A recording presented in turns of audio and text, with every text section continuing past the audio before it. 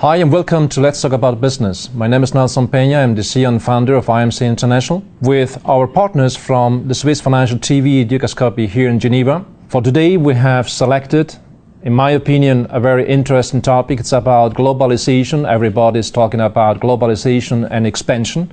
And for this I have invited one of our key leaders at IMC. I'm talking about Dave Stover, who is today in New York. Dave, welcome.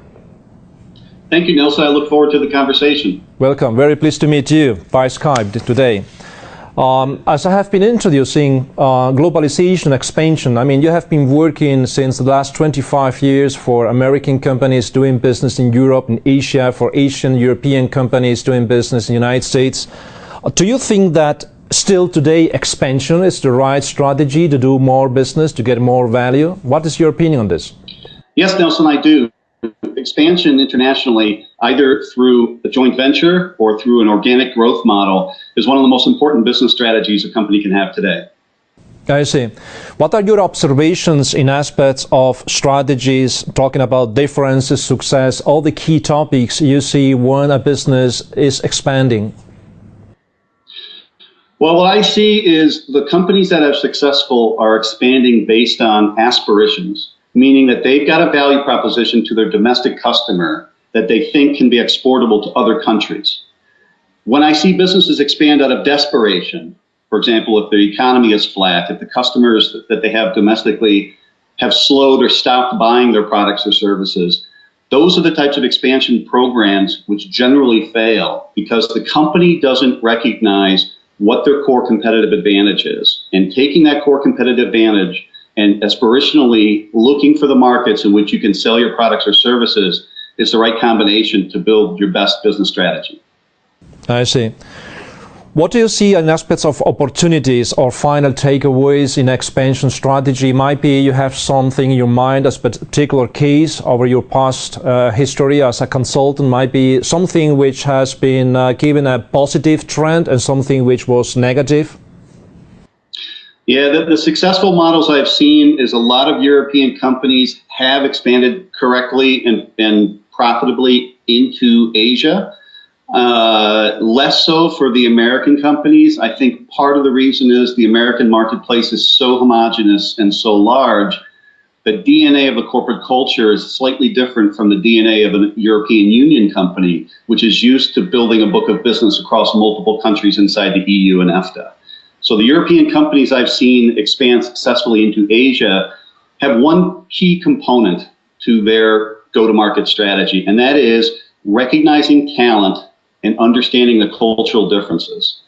The ability to recognize talent in a foreign market is extremely difficult. It requires a very strong HR function and a talent management function. And to look for the types of people that you need to build your book of business in whichever country it may be. And again, when we talk about Asia, it's similar to talking about Europe. There is no Asia. There are countries that are... Yes. Sorry? Dave, do you see a different approach from American companies doing their expansion, globalization strategies, Europeans and Asians? What is your experience? I think the American companies are a bit more hesitant unless they're a strong brand. I mean, you know Coca-Cola and Pepsi and Microsoft and Intel and Apple and so forth. But when you look at a typical American company, they are going to be more likely to enter into a joint venture, or if they happen to be in the consumer products industries, they'll be entering into the market as a wholesaler, not a retailer. They'll need to learn how to work differently in those markets. And most American companies are very headquarters-centric, meaning that most of the decisions are made at the corporate headquarters, not at the subsidiaries or at the divisional level. So when you move international for these American companies, the one thing they have to learn how to do is which decision-taking functions, which decision-taking responsibilities need to be distributed and empowered in the local country, and which ones need to remain back in the mothership in the corporate headquarters. And that is a difficult thing to learn for the first time. European companies tend to have a lot more experience with how to build what I would call a hub and spoke operating model, so that they know these decisions are okay to be made inside the country or in the city, in the vertical, and these decisions need to remain back in the mothership. At IMC, you are the CEO for the business line corporate consultancy, and this reason you are, if I can say, the prime coach for our 110 partners worldwide to do business. How does your team worldwide support companies globalized and getting expanded successfully? Well, the advantage that we have at IMC when it comes to corporate consultancy is that we've started global. We started flat. So most of the companies that we consult with have experimented with expansion internationally, but we've already grown up this way. So in terms of the partners and how we communicate, we recognize the world is flat. We recognize the opportunities that are in each market. And what we bring is that skill and expertise and the deep experience of our partners to be able to coach and advise companies both in Asia to go to the West and Western companies to go East, and take advantage of opportunities and deliver the types of value propositions that they're used to delivering domestically and be able to build out that operating model to deliver it internationally. So our partners are all experienced with international business, both inbound and outbound. And the fact that we're spread and located in exactly the right markets gives us a huge competitive advantage in terms of coaching, advising, and providing strategic counseling to our customers. After the difference, how do you explain the different strategies, how to expand and do global business? What are your observations just from a general point of view? I mean, you have been in business over 25 years as a senior consultant. What are your observations? Yes, Nelson, I've seen three things be key components to a successful internationalization program. The first is understand precisely what your competitive advantage is.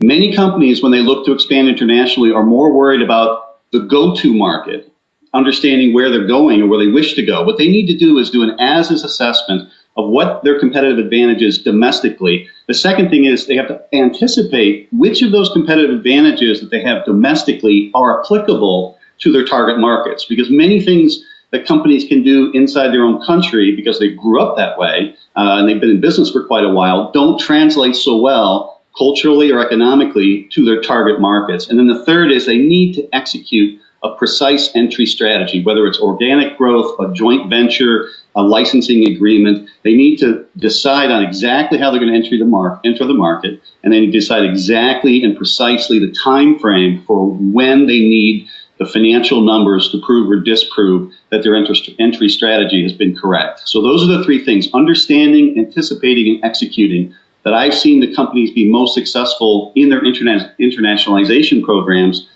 do quite well. Thanks a lot. Before we were initiating this discussion, you told me, after your observation, some key elements about the differences, the success, the failures, opportunities, and the sectors of the companies. Is there something you would like to add on this point? Yeah, I think the entry strategy, an internationalization strategy, needs to really consider what type of market you're entering into. Is it an emerging market? Is it a growth market? Or is it a mature market? It's not enough to say we want to go to Asia or we want to go to Latin America. You need to understand exactly which country you're getting into, what the economic conditions of that country are, and then it's city-based economies. So you need to decide where you're successful domestically. How can you replicate that? Which are your target cities to enter into? And what is the right operating model? Should you go in as a joint venture initially? Should you go in and create your own legal entities and have company-owned execution?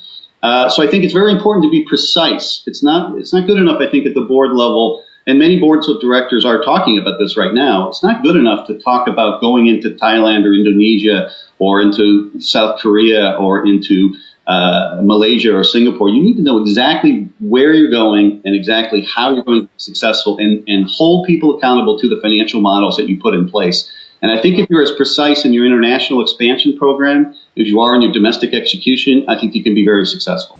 Thanks, Dave. I appreciate it very much. Thanks for having been here. And this was Let's Talk About Business, IMC International, Nelson Peña. Thanks.